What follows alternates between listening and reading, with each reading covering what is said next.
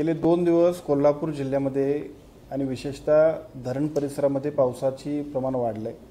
हे सगळे प्रमाण वाढल्यामुळे साहजिकच सगळ्या नद्या पात्राबाहेर सुद्धा येतील अशी परिस्थिती आहे आणि त्या संदर्भातली बैठक आज जिल्हाधिकारी कार्यालयात आपण सर्व अधिकाऱ्यांसमेत घेतली। या संपूर्ण कोल्हापूर जिल्ह्यातल्या एकूण पूर परिस्थितीचा जर का आढावा घेतला तर आजच्या घडीला आपण ज्या पद्धतीनं योग्य नियोजन केलेलं आहे जिल्हा प्रशासनाने त्याचा उपयोग इतकाच होईल की आज कोणत्याही परिस्थितीमध्ये आपल्याला एकूण पूर परिस्थिती येऊ नये यासाठी सर्व उपाययोजना करण्याबद्दल आपण सूचना दिलेल्या आहेत। मला असं वाटतं की या सर्व सूचना देत असताना एका बाजूला सद्यस्थितीमध्ये आणखीनही 2 दिवस पुराच्या बद्दल पाऊस अजून सुद्धा पडेल अशा पद्धतीची परिस्थिती आहे। समजा पाऊस वाढला तरी सुद्धा सर्व अधिकाऱ्यांनी आपले हेडक्वार्टर सोडायचं नाही।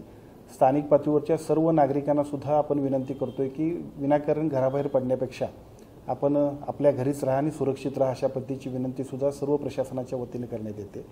सर्व अधिकारी आपल्याला ज्या सूचना देतील, शासकीय यंत्रणा ज्या पद्धतीची सूचना देतील त्याचा फक्त आपण सगळ्यांनीच त्याचं पालन करावं अशा पद्धतीची विनंती सुद्धा आपण करतोय।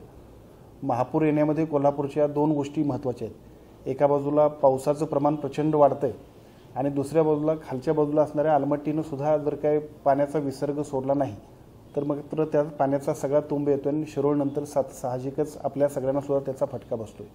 परंतु गेल्या वर्षभरामध्ये महाराष्ट्राचे मुख्यमंत्री आणि दोन्ही उपमुख्यमंत्र्यांच्या माध्यमातून विशेषतः राधाकृष्ण विखे पाटील साहेबांनी सुद्धा केलेल्या सहकार्यामुळे कर्नाटक सरकारच्या सुद्धा आपल्याला समन्वय योग्य पद्धतीने सुरू आहे आणि त्याच्यामुळे आलमट्टीचा विसर्ग आणि हिप्परगीचा विसर्ग सुद्धा योग्य पद्धतीने समन्वय करण्यामध्ये आमचे जिल्हाधिकारी असतील, आमचे इरिगेशनचे एससी असतील हे योग्य पद्धतीचा समन्वय करतात।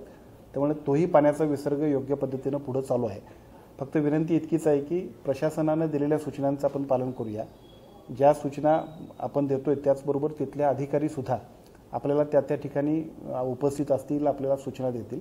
माझी विनंती एवढी आहे की पाऊस आणखीन 2 दिवस जरी वाढला तरी सुद्धा योग्य त्या उपाययोजना करण्यासाठी प्रशासनाची यंत्रणा सज्ज आहे।